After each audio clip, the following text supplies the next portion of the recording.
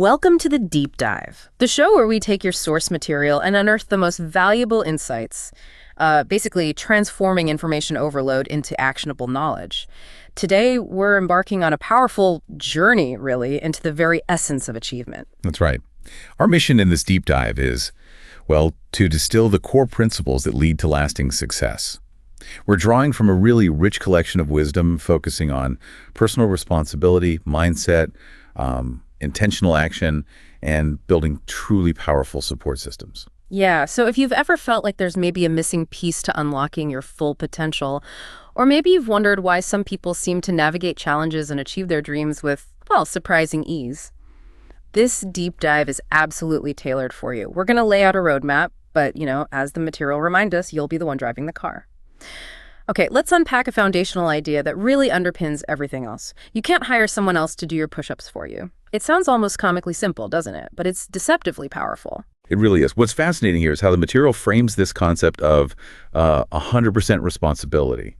It's not really about blame, it's about empowerment.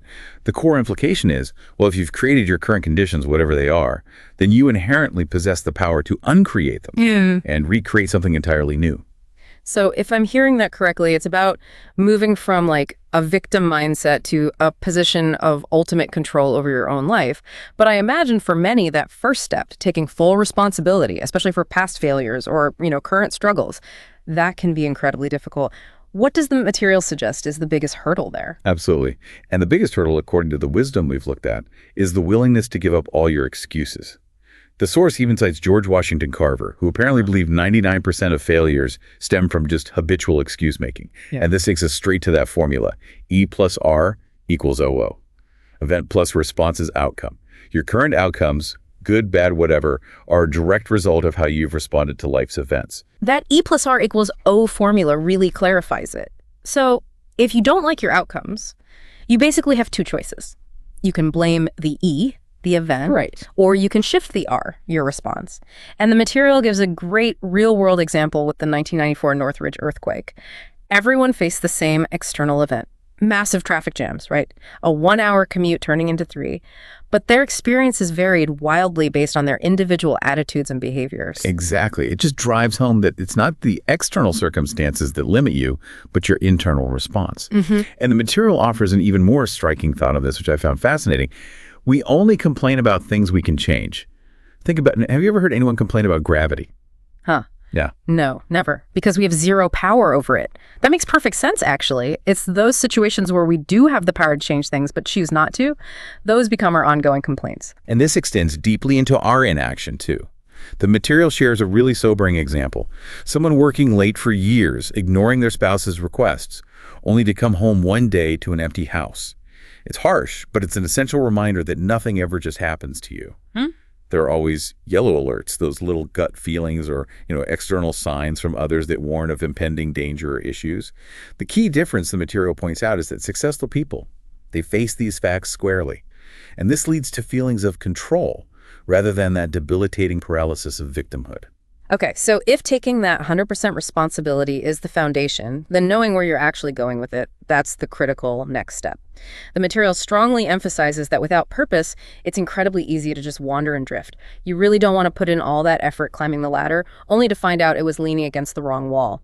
That's a perfect analogy. And it raises a really important question. How do you define your true purpose? Especially when it feels buried under, external expectations. The material shares the story of Julie LePly. She felt immense pressure to become a vet, was miserable, until she truly discovered her own desires while studying abroad. And Pat Williams, the senior VP of the Orlando Magic, offers simple but profound advice. He says, basically, figure out what you love to do as young as you can, and then organize your life around figuring out how to make a living at it. He certainly did that with sports. It's interesting how the material connects this to our early childhood programming. We start out knowing exactly what we want, right? Like a baby crying loudly until its needs are met. Simple. But then we hear, don't touch that, or you can't have everything you want. And gradually we lose touch with those pure, uninhibited desires. So to reclaim that power and reconnect with your true desires, the wisdom suggests you have to actively stop settling for less. Stop using phrases like, oh, I don't know, or I don't care as a default response. There's a small but significant personal anecdote shared about swapping a yellow notebook for a blue one. Seems tiny, right? But it was a turning point in honoring a personal preference. And a really powerful technique suggested is creating an I want list. You get a friend to ask you, what do you want? For, say, 10, 15 minutes, pushing you past the superficial stuff to those deeper core values. The I want list. I like that. So once your vision is clear, it's almost like your inner GPS just kicks in, right? Right. And the how will keep showing up. But the material throws out a warning. Beware the dream stealers. Monty Roberts, the author of The Man Who Listens to Horses, provides such a great example here. His high school teacher actually gave him an F for his dream of owning a 200-acre horse ranch. An F. Can you imagine? But Monty didn't just hold on to his dream. He refined it and ultimately achieved it. He refused to be talked out of what he truly envisioned. That tenacity connects directly to the vital principle of belief. You got to believe. Mm-hmm. And it's not just wishful thinking. It's a powerful mental state that primes you for success. Tug McGraw, the Phillies pitcher, exemplifies this. He apparently meticulously visualized his 1980 World Series win beforehand. And Tim Ferriss, who won a national kickboxing title just 6 weeks after starting the sport, he didn't just believe he could win. His belief actually propelled him to deeply understand the rules. He found a less obvious path to victory others miss. Oh, okay. So it shows how belief can transform into strategic observation, not just blind optimism. That's a fascinating nuance to belief. It's not just about confidence, but about how belief directs your attention to opportunities. And the material even shares the story of Ruben Gonzalez, an Olympic luger. He proves that sometimes all it takes is having someone else believe in you first. That initial external validation can spark the internal belief. Exactly. The wisdom emphasizes that many, many super successful people weren't necessarily the most gifted, naturally. But they believed anything was possible. And that belief drove them to study harder, practice more, and work with incredible diligence. It's really all about cultivating an attitude of positive expectation. Like 70-year-old Ty Cobb, when asked what he'd hit today, just declaring he'd hit .400. Yeah. That's a positive belief that practically attracts opportunity. The material posits that your positive expectations can literally attract the very experiences you believe you're going to get, enabling you to see obstacles not as roadblocks, but as genuine opportunities. The story of the Job Corps Center relocation, initially seen as a total disaster, illustrates this perfectly. It turned into a major positive turning point, precisely because of that shift in perspective. Okay, knowing what you want and believing you can achieve it, hugely crucial. But as the material makes crystal clear, nothing actually happens until you take action. It illustrates this perfectly with a simple scenario. Holding up a $100 bill. People will shout for it, sure, but only one person gets it, and that's the one who jumps up and actually takes it. That's the real differentiator, isn't it? Action. When you commit to a goal, the material explains that 3 types of obstacles will inevitably appear. There are internal considerations like, oh, I'll have to work twice as hard. Ooh, and there are fears. You could get hurt. What if I fail? Yeah. And finally, external roadblocks, lack of money, government rules, whatever. The key, though, is not to view them as stop signs. See them as normal, expected parts of the process, like the dust that's just unavoidable when you're remodeling a kitchen. Stu Lichtman's turnaround of that shoe company, overcoming a state lean-in by going directly to the governor. That's a fantastic example of addressing roadblocks head-on, not trying to skirt around them. And to achieve those big goals, the material says you often have to become a bigger person yourself. There's a really powerful story of an author who lost everything in the Oakland-Berkeley fires. Yeah. Devastating. Yeah. But he realized that who he had become inside, his skills, his self-confidence, his resilience, that could never be burned away. That's a truly profound insight. It really is. Now, a common barrier people face in taking action is just feeling overwhelmed. Where do I even start? The secret to getting started, the material tells us, is a technique called chunking it down. Just breaking complex tasks into small, manageable steps. You can consult experts, read a manual, or even work backward from your achieved goal to map out those steps. It makes the seemingly impossible feel entirely achievable. This leads us nicely to a concept many of us know, but few truly master: the comfort zone. The material describes it almost as a self-created prison, built from our own limiting beliefs. So what are the practical ways the material suggests we can break free from this self-imposed limitation? Well, the beauty is you have options. You can change your self-talk. You can work on changing your self-image. Or perhaps simplest, you can just change your behavior. The material even shares a personal story of someone buying an expensive, $95 shirt. Seems small, right? But that act of buying something outside his perceived comfort level slowly began to expand his comfort zone. It's about taking those small, deliberate actions that challenge your internal boundaries. So it's not always about some grand dramatic gesture. It can be about those incremental shifts. And it stands to reason, doesn't it? We often recreate the same experiences because we're thinking the same thoughts, engaging in the same behaviors. Precisely. The material illustrates this with salespeople who might have, say, a $3,000 a month self-image. They will, consciously or unconsciously, adjust their effort to meet that internal target. They rarely exceed it. Yeah. To shift this, you need to actively change your self-talk with affirmations, and crucially, use visualization. Your brain, apparently, doesn't differentiate much between vividly imagining something and actually doing it. So fuel these images with strong emotions, like Olympic gymnasts visualizing their gold medal routines over and over. This creates a powerful internal blueprint for success. The wisdom here provides some incredible examples of taking bold action and truly embracing failure as a stepping stone, not an endpoint. Jana, a musician, actually sold her top 10 most rejected songs from a card table on hot asphalt. Can you believe it? That takes guts. And that became her turning point. It shows the power of persistence even when facing constant rejection. And then there's John Assaraf, who started in a mailroom. With incredible courage, he leveraged an empty space into a successful lecture hall, even managing to get free rent for his initiative. Amazing. These stories really emphasize that for every no you hear, you just have to say next. Think of Colonel Sanders' over 300 rejections before KFC took off, or Chicken Soup for the Soul, rejected over 130 times before finding a publisher. The idea of failing forward is truly crucial here, isn't it? It's not about being afraid to fail, but rather actively learning from it. As Buckminster Fuller famously said, "The reason I know so much is because I have made so many mistakes." That's such a profound perspective. And the material gives us other fantastic examples of taking those leaps of faith.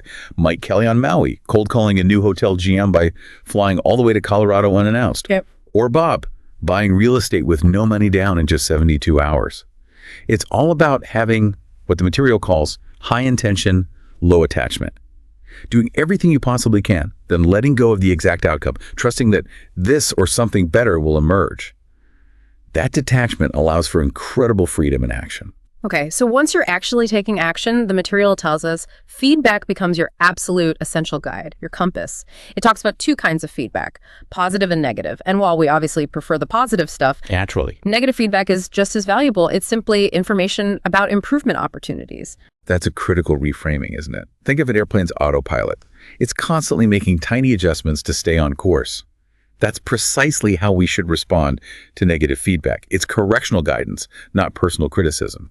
The material strongly warns against common pitfalls: quitting, getting angry at the source of the feedback, Oh, yeah. or simply ignoring it by putting, metaphorical fingers in your ears. Mm-hmm. These reactions just prevent essential growth.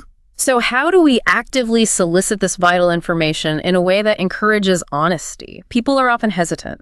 The material offers a really powerful question structure. Ask, on a scale of 1 to 10, how would you rate our relationship Bubby performance this meeting? Simple, direct. And then, if it's anything less than a 10, the crucial follow-up is, what would it take to make it a 10? This immediately shifts the conversation to solutions, not just problems. The example of an assistant rating her job a 6, revealing she needed more challenge, and it leading to a win-win. Perfect illustration. That question structure is transformative because it invites specific, actionable insight. It's brilliant. And speaking of internal feedback, this raises an important question. How do you transform your own inner critic? We all have one. The material suggests that most self-criticism, at its root, is actually motivated by a desire to help you, believe it or not.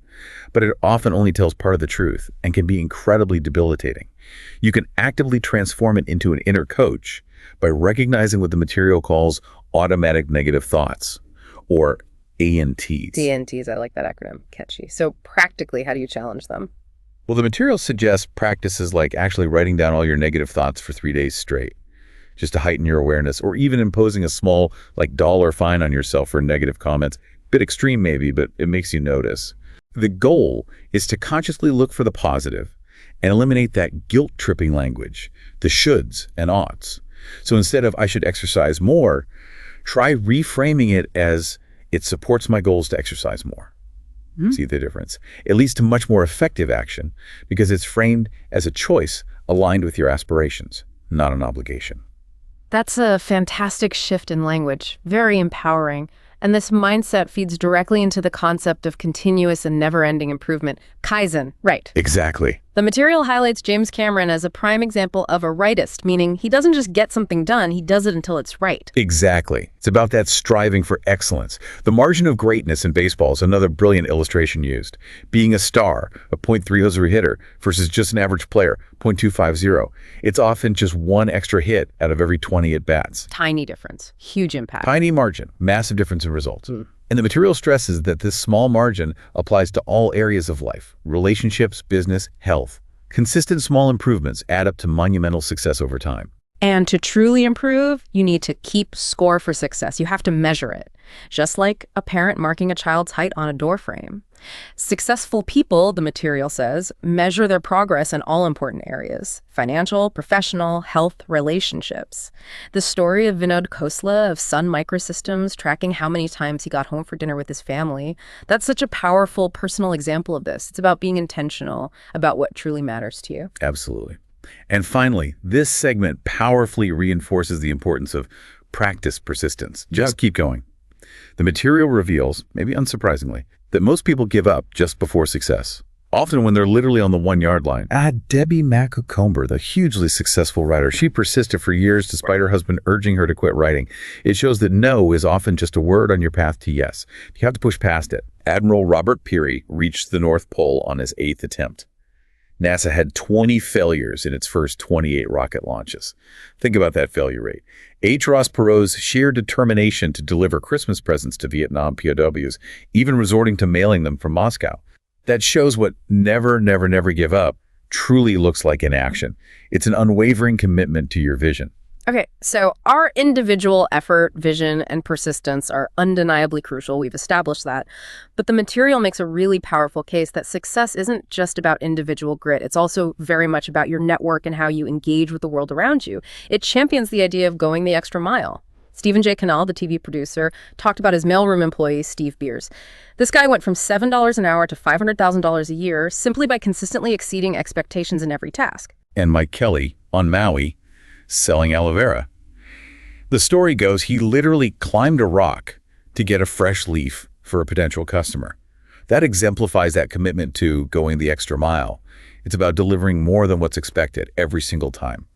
And here's a profound insight that ties directly into this network idea. You become like the people you spend the most time with. Oh, that's a big one. Yeah. John Assaraf, who went from street kid to millionaire, apparently spent evenings just sitting in a sauna, listening intently to successful businessmen talking. He learned that challenges are normal, part of the game, and that success isn't just reserved for the privileged few. That makes perfect sense. We absorb so much from our environment. So this raises an important, maybe slightly uncomfortable question for all of us listening. Who are the people in our lives who might be draining our energy, pulling us down? The material uses the term psychic vampires, which is vivid. A bit dramatic, maybe. But it points to those individuals who simply deplete your mental and emotional reserves. Exactly. The wisdom advises you to actively drop out of the Ain't It Awful club. You know that club.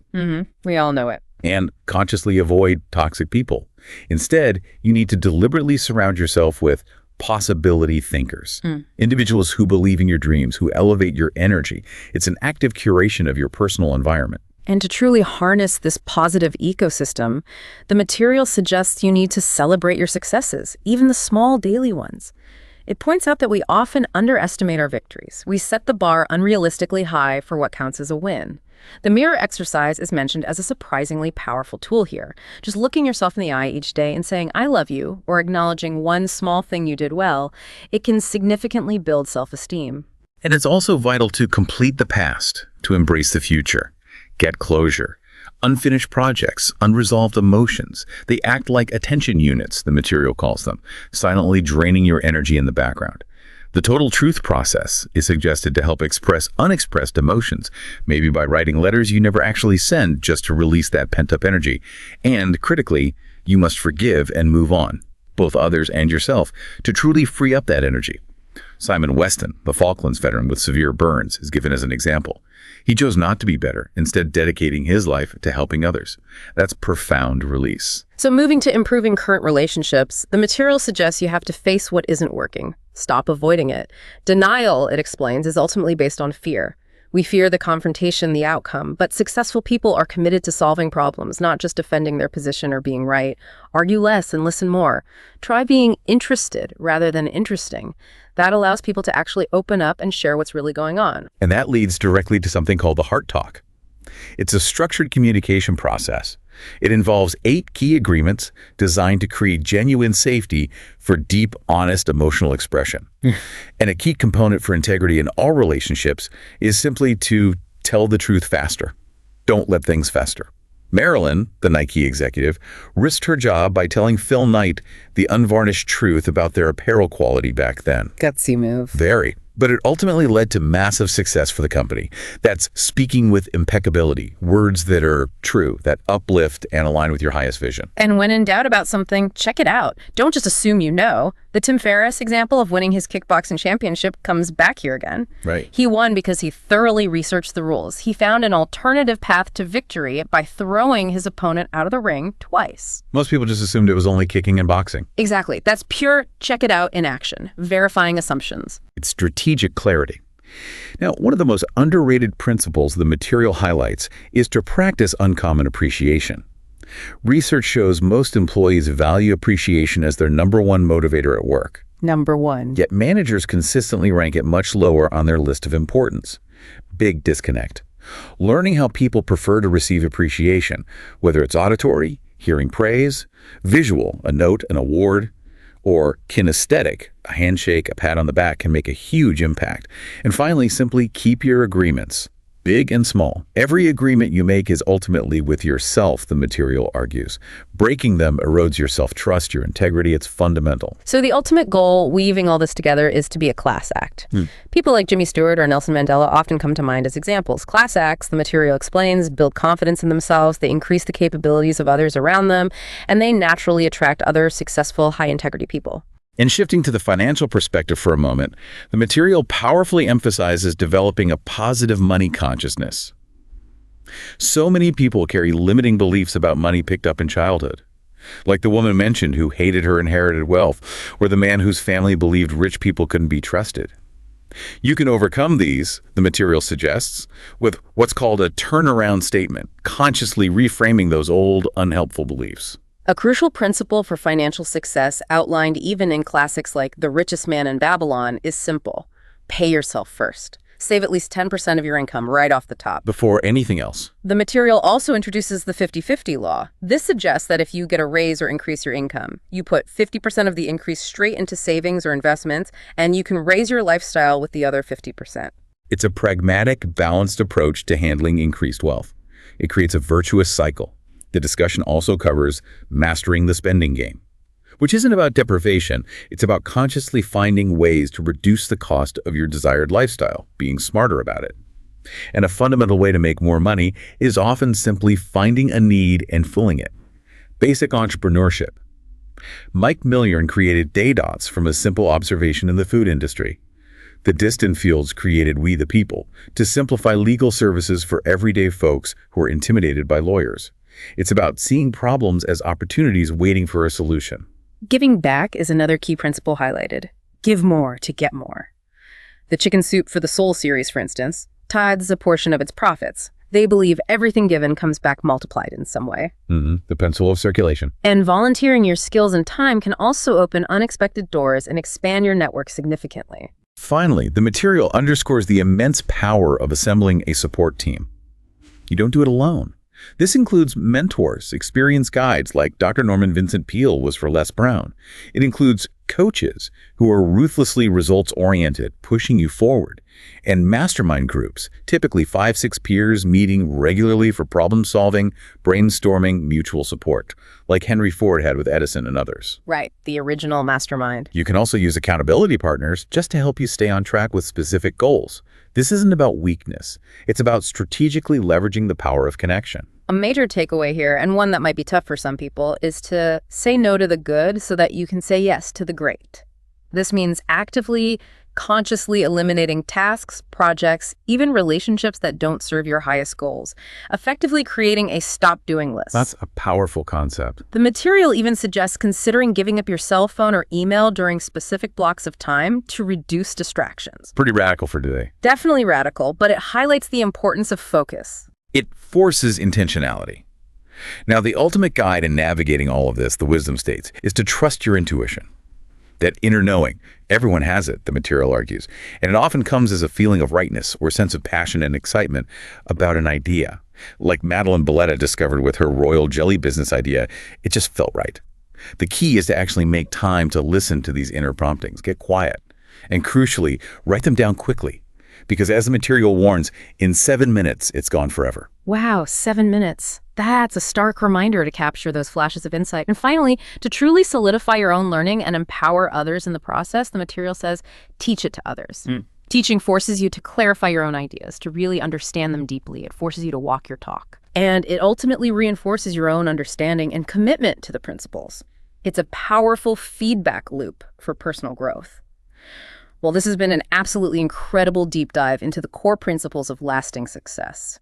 We've covered so much ground, from taking full, empowering responsibility for your life, to cultivating belief, taking intentional action, valuing feedback, building powerful relationships, and ultimately learning to trust your intuition. Yes, and the resounding message throughout all of this material, I think, is clear. These principles only truly work if you work the principles. It's not passive. You probably can't implement everything at once. That would be overwhelming. But consistent, intentional daily action, even small steps, coupled with a genuine belief in your own capabilities and a willingness to learn and adapt, that will yield truly remarkable results over time. So as you go forward from today's deep dive, maybe just consider this. What one principle resonated most deeply with you today, and what small daily action are you willing to commit to working on starting today? Remember, your journey to success, however you define it, is an ongoing process. It's about growth, learning, and taking courageous action again and again. The ultimate question isn't just what you know, but what you do with that knowledge. We really hope this deep dive has provided you with some clarity, perhaps some inspiration, and definitely a renewed sense of purpose to get in that driver's seat. Until next time, keep diving deep.